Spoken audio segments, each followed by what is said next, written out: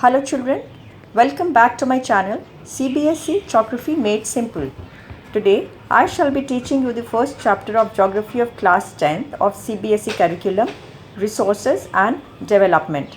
I have tried to explain the chapter with the help of charts, pictures and tables. Some technical terms used in the chapter have also been explained and mentioned in the footnote. Check out the description box below to find the comprehensive notes of the chapter. Also, this is a new channel. If you like my videos and want me to continue making more such videos, please do support my channel. Please do like, comments, subscribe and share my videos with your friends. So, let's begin. Resources and development. Okay children, so for the purpose of understanding, let's divide the chapter in two parts. In part A, we shall be studying about what are the resources and the role of human beings in identification, development and utilization of resources. Second, what are the various bases of resource classification. Then we will be studying about the comprehensive resource planning, and in this we will do the case study of India. In part B, we shall be studying about two important natural resources, the first being the land resource, and in this we will study about the land utilization, the land use pattern in India and the land degradation and various conservation methods. Second important natural resource that we shall be studying will be soil as a resource, and under this head we shall be studying about the classification of soil in India and distribution of various categories or various classes or types of soils across India. And the last part in this head will be the soil erosion and various measures of soil conservation. So let's begin with the first part of part A, that is what are resources and the role of human being in identification, development and utilization of resources. So what are resources? Children, we human beings have been endowed with various gifts of nature like land, sunshine, soil, water, wind, minerals, etc. By way of human intervention, when these gifts of nature are used to satisfy our needs, then they become resources. Subject to the condition of this whole process being technologically accessible, economically feasible and culturally acceptable. So that is why the definition of resource is everything available in our environment which can be used to satisfy our needs, provided it is technologically accessible, economically feasible and culturally acceptable, can be termed as resource. The next part is the types of resources. In this we shall be studying about the classification of resources. There are four broad basis on which the resources have been classified. First is origin, next is on the basis of exhaustibility, third is on the basis of ownership and fourth is on the basis of the status of development. So let's go through each one of them one by one. See, on the basis of origin, the resources are categorized into biotic and abiotic. Biotic, as the name suggests, they have life and they are living resources like biosphere, flora, fauna, fishery, livestock, human beings, etc. Abiotic resources are those which are non-living resources like rocks and metals. Now on the basis of exhaustibility, the resources are totally exhaustible and non-exhaustible, renewable or non-renewable. The renewable resources are those which can be replenished subject to their chemical, physical or mechanical processes. They can be reproduced and renewed. For example, solar, wind, water, forest, wildlife, etc. They are inexhaustible resources. No matter how much we use, there will always be plenty available in the environment for us. Then there are non-renewable resources. We have to be very careful in utilizing them because they take millions of years to replenish. That is why they are known as non-renewable or exhaustible resources. However, some of these like metals, they can be recycled. And then there are certain resources which cannot be recycled, for example, fossil fuels. Another basis of categorization is on the basis of ownership. So there are resources which are owned individually, so they are known as individual. For example, they are privately owned resources, for example, land, houses, ponds, pasture lands owned by individual human beings are individual resources. Then we have community owned resources. For example, the public parks which you see in your colonies, or the playground, or the picnic spots, etc. Then there is another category of resource which fall under national resource category.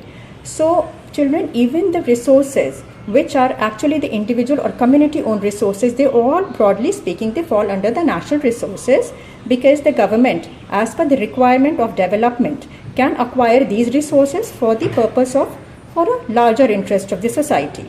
So apart from them, there are resources like minerals, forest, wildlife, they fall under the category of natural resources.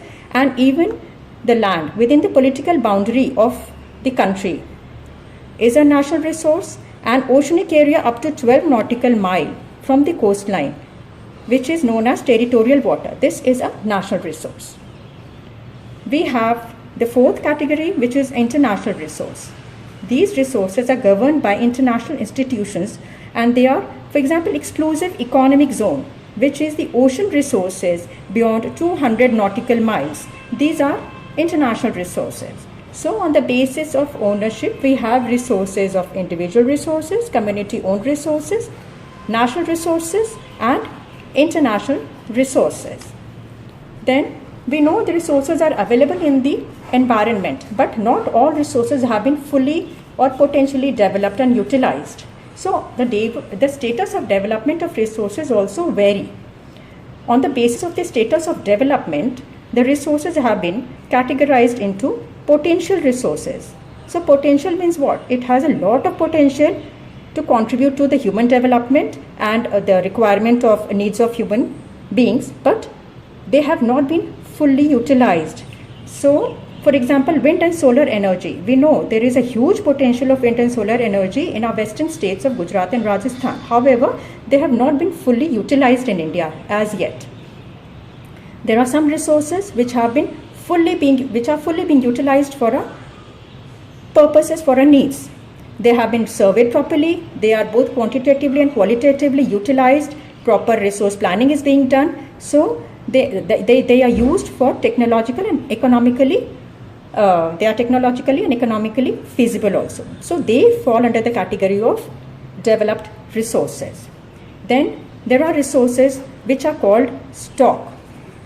So what does stock means? Stock means these are the resources which are available, materials and environment with the potential to serve human needs, but we do not have the required technical advancements to fully utilize them. So that is why they are there, but we are still not able to fully utilize them. For example, water, H2O, it's a compound which is consisting of two elements of hydrogen and oxygen.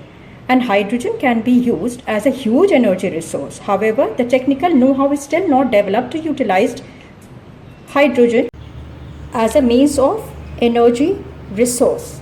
Then there is a group of resources which are available in the environment.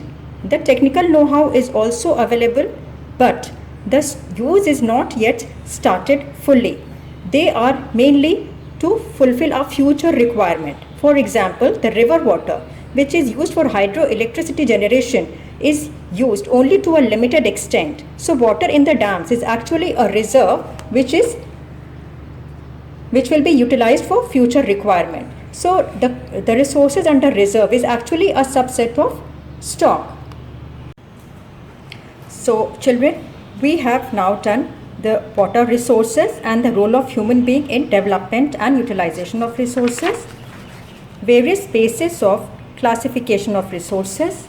And now this brings us to the next aspect of this chapter, which is the development of resource and a comprehensive resource planning. So let's start with the development of resource. So we know that resources are free gifts of nature, which is vital for human survival and also for a good quality of life. So we depend heavily on the resources available in the environment. this has resulted into our overutilization and indiscriminate use, and to a great extent even the wastage of resources we cannot deny that. This has resulted into resource depletion, accumulation of resources in a fewer hands, a lot of wastage also, and this accumulation has also resulted into societal divides of extremely rich people and poor people, and global ecological crises like global warming, ozone layer depletion, pollution, land degradation, etc. To overcome these shortcomings or the problems, there is a requirement of resource planning. Comprehensive resource planning. The objective of the resource planning should be the optimum utilization of resources for the sustainable development. The term sustainable development is a very comprehensive term, as it focuses on the proper utilization, optimum utilization of the resources available in the society, in the environment, for the purpose of the current generation and having enough for the requirement of the future generation also. Comprehensive resource planning is the concern of all the countries of the world. This has resulted into International Summit on Sustainable Development at Rio de Janeiro in 1992. This summit was known as the Earth Summit. In this summit, 100 heads of states met at Rio de Janeiro, Brazil, with an objective to draw a plan for environmental protection and socio-economic development at the global level. The outcome of this summit, Earth Summit of 1992, was endorsement of Global Forest Principle, and they also ended up adopting Agenda 21 for Sustainable Development. The Agenda 21, the main objective of Agenda 21 was sustainable development at global level. They also addressed uses of environmental damage, poverty, disease, etc. through global cooperation and shared responsibility, and local governments were also required to draw their own local Agenda 21 subject to and very customized to their local situation and requirement. So let's now do what is resource planning. Resource planning is mainly for the judicious use of the available resources. This takes a balanced, organized and a structured approach in managing the available resources in the environment. This approach, this balance in the approach is extremely useful for a country like India, which is endowed with diversity, huge diversity in availability of the resources. For example, we know that the belt of Jharkhand, MP and Chhattisgarh, there are huge and rich mineral reserves. State like Arunachal Pradesh has water resources in abundance, but the infrastructure facilities are not that developed. Then the state of Rajasthan and Gujarat have huge potential of wind and solar energy, but they lack in the water resources. So resource planning here becomes a very important aspect of the utilization and development of the resources, available resources. So when we study resource planning in India, we can study in context this resource planning in India, we can divide in 3 interlinked steps.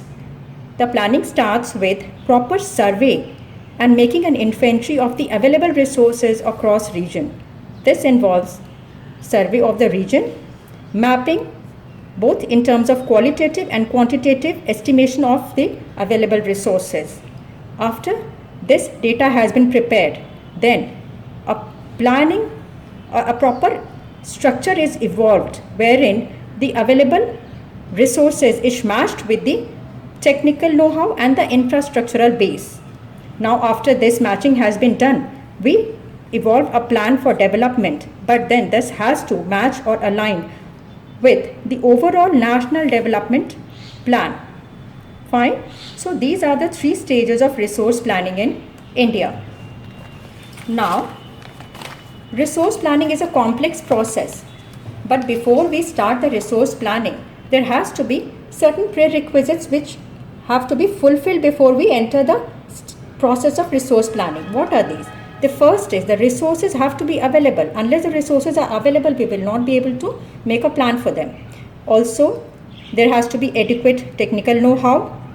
Human resources suitable and adequate and apt according to the requirement of the available resources and as in alignment with the national development programs, and adequate infrastructural support is also important. Fine. So now this brings us to the next part of this resource planning, an important aspect of resource planning, which is resource conservation. Resource conservation is extremely important. The purpose of resource conservation is careful use of the available resources and to minimize the wastage, the optimal and efficient use of the available resources. The purpose is to get maximum benefit for the current generation so that we do not compromise on the requirement of the current generation and the requirement of development is fulfilled. Second, we should also have enough reserve. We should try to cut down on the wastage so that we can maintain capacity to fulfill requirement for the future generation also. And also we know that some resources are exhaustible, some are inexhaustible, but even the inexhaustible resources need to be judiciously used so that we do not deplete them or pollute them. So there should be sufficient time for their regeneration and replenishment. Children, this brings us to the next part of the chapter, wherein we will be studying about two important natural resources, land resource and the soil resource.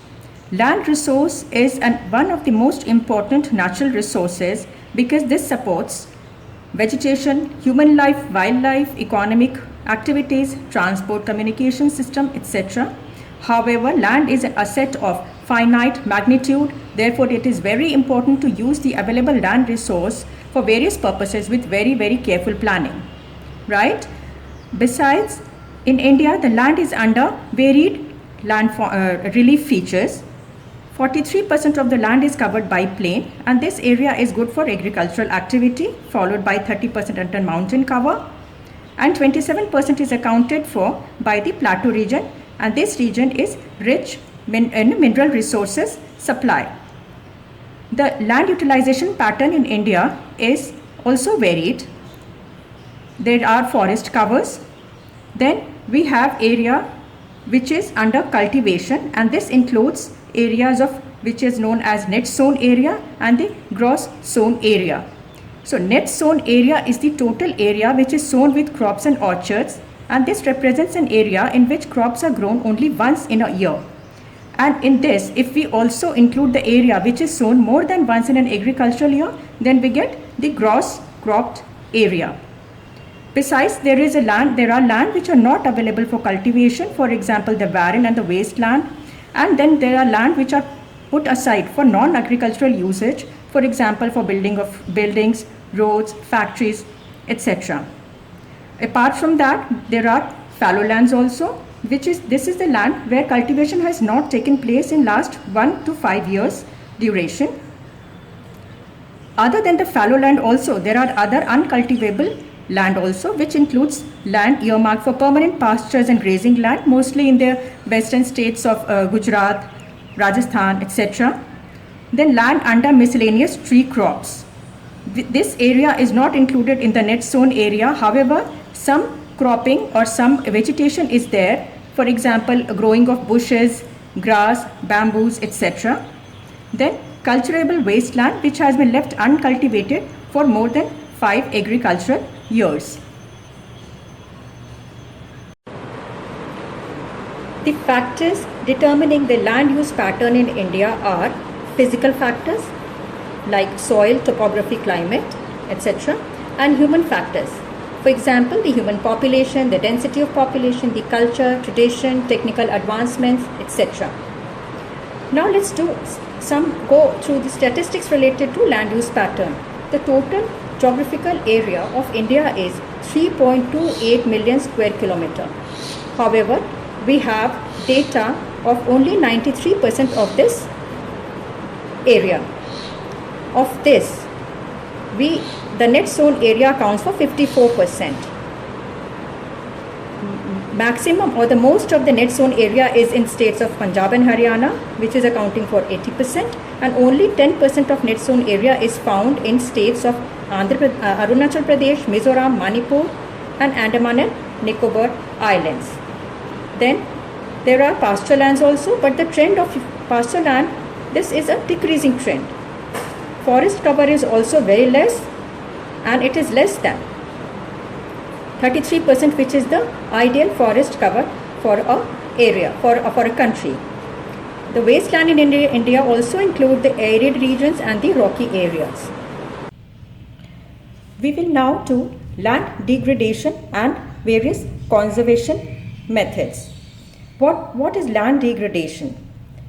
Continuous use of land over a long period of time without taking appropriate measures to conserve and manage it causes land degradation. This has serious repercussions on the society as well as the environment. Now, various important reasons of land degradations are: mining is one important reason which causes land degradation. What happens that in areas of intense mining activity, for example in Jharkhand, Chhattisgarh, MP, Odisha belt, deforestation takes place for the purpose of mining activity, and then mining activity and excavation activity takes place for the mining purposes. Later on, sometimes what happens that the open mining area is left abandoned after the mining activity is over. So this remains vulnerable and exposed to the forces of nature of erosional activity like running water, wind, etc. They cause land degradation.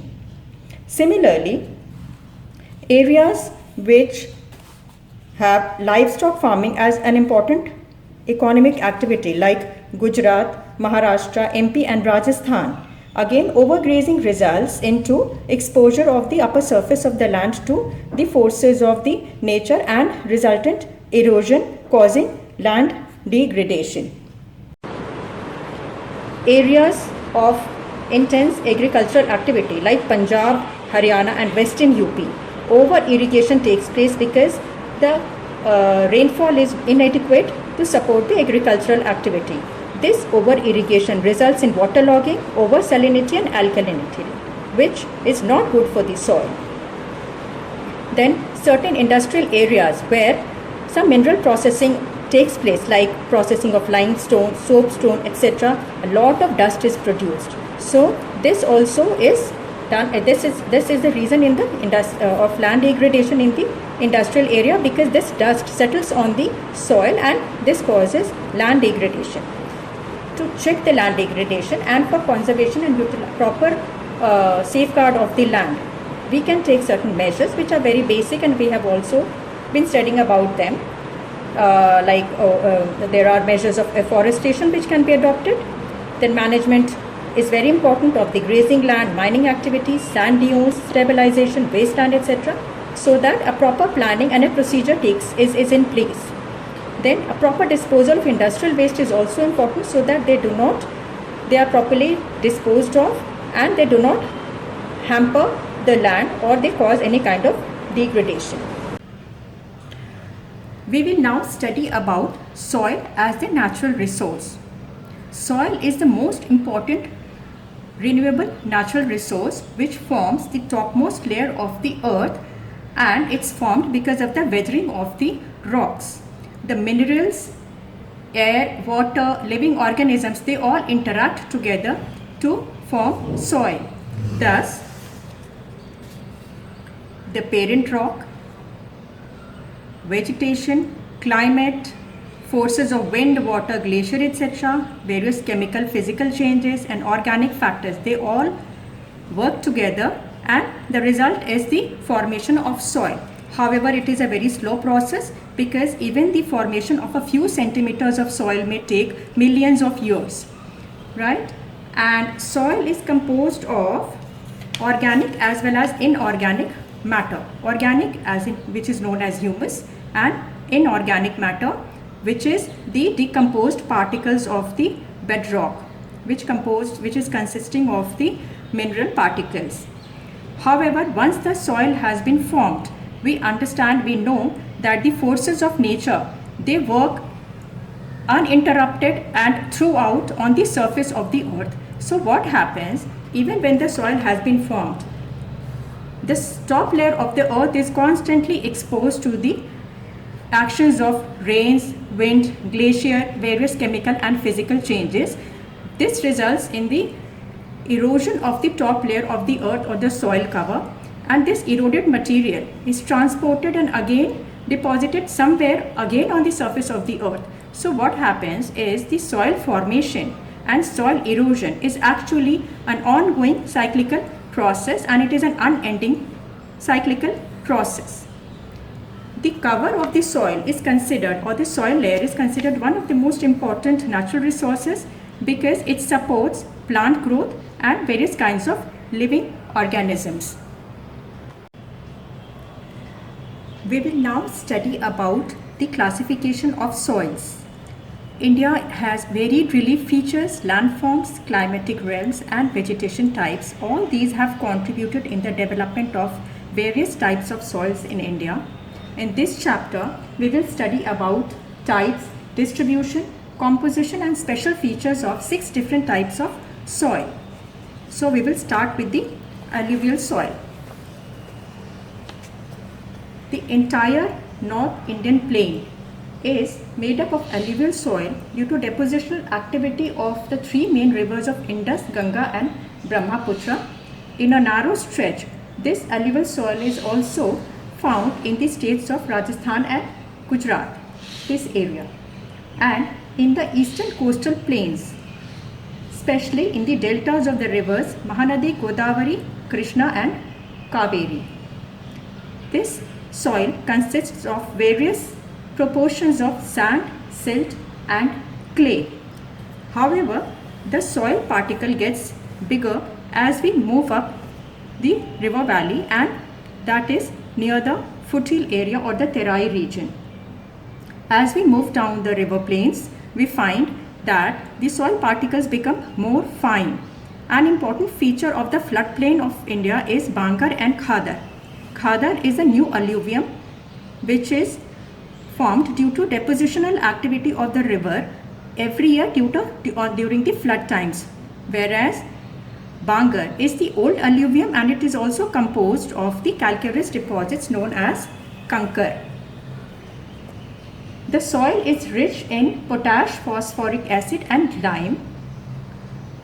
Also, we know that this area is an extremely fertile region, and also because of the support of the climatic conditions, this area is also known for cultivation of paddy, sugarcane, wheat, pulses, and other cereals. Next, we will study about the black soil. Mostly this is found in the Deccan Trap over plateaus of Maharashtra, Malwa, Saurashtra, Madhya Pradesh, Chhattisgarh, and extends in the southeast direction along the Godavari and Krishna valleys also. Black soil is made up of lava flow, and therefore it is extremely fine and clay, and it is also known for holding moisture. However, it has a unique feature that during hot weather there are cracks which are formed on the surface of the black soil, but this helps in proper aeration of the soil. But as soon as the rainfall occurs or they get water, they become sticky and it becomes very difficult to work on them. So they need to be immediately tilled after the first showers. The black soil is also known as the black Regur soil, and this area is known for the cultivation of cotton, and therefore this soil is also known as black cotton soil. The soil chemical composition, when we talk about that, this soil is rich in nutrients of calcium carbonate, magnesium, potassium, lime. However, phosphoric contents are slightly less in the black soil. The parent bedrock of the large Deccan area is the igneous rocks. This explains the 2 major soil cover of this area, which is the black lava or the cotton soil, and another one is the red and yellow soil. The lava soil is found in areas of heavy rainfall, whereas the areas receiving lesser rainfall, they have red and yellow soil. So red and yellow soil is mainly found in the eastern and southern parts of the Deccan region, the Piedmont zone of the Western Ghats, then southern parts of the mid-Ganga plain.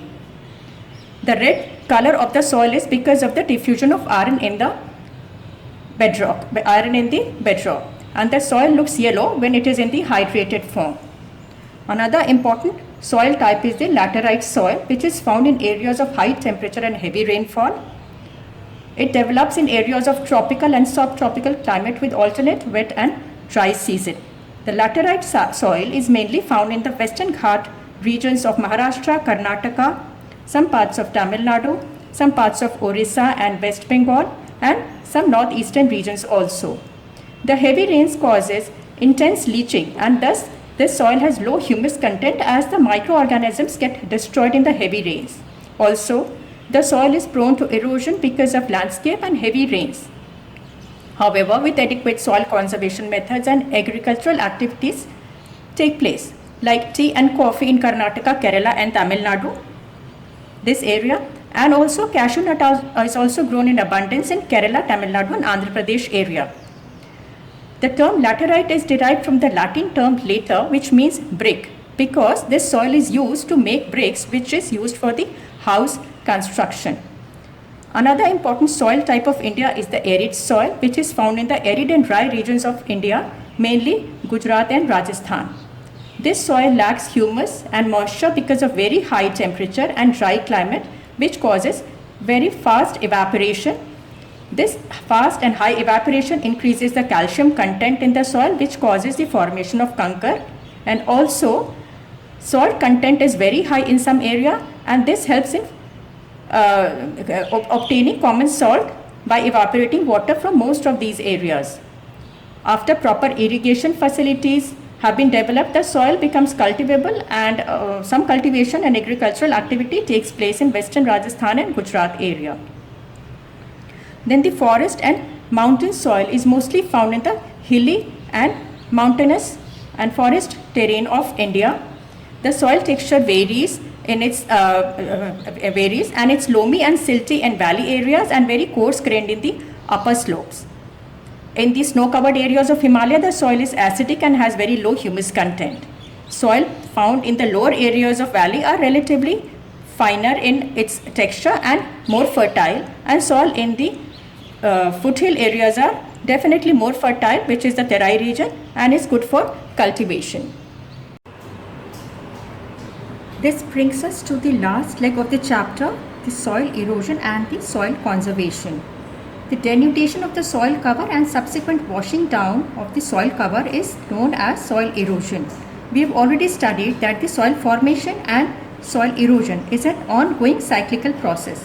However, sometimes the balance is disturbed because of irresponsible and excessive human intervention and activities like deforestation, overgrazing, etc., or sometimes because of the natural forces like glaciers, running water, wind, etc. This results in certain relief features on the surface of the earth, like gullies. These are narrow and deep passage on the valley on the surface of clayey soil, and usually they are formed because of the running water.